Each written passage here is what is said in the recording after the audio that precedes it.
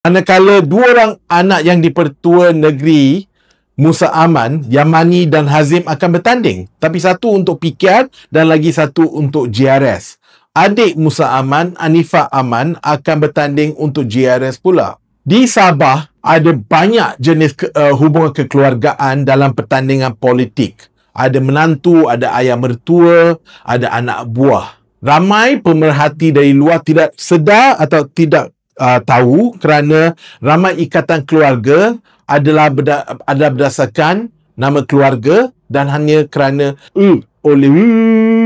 ramai ikatan keluarga di Sabah tidak diketahui oleh kerana mereka menggunakan nama Islam di mana hanya menggunakan nama ayah. So kita tidak tahu apabila kita lihat nama. Tetapi ramai yang ada hubungan kekeluargaan. Sabah adalah negeri dengan populasi ketiga tertinggi di Malaysia, tetapi ia juga adalah negeri paling miskin di Malaysia. Maka dengan itu, di Sabah orang biasa tiada wang lebihan untuk masuk politik. Yang masuk politik biasanya secara tradisi adalah keluarga-keluarga kaya ataupun berpengaruh. Dan kebiasaannya adalah mereka memastikan ada keluarga, ahli keluarga dalam semua parti dan puak politik di Sabah. Kalau Abang Long kalah, Abang Nga atau anak ni masih boleh menang dan dapat jawatan. Tiada musuh kekal dalam politik Sabah. Hanya keluarga lama yang pelbagai tetapi tetap kaya.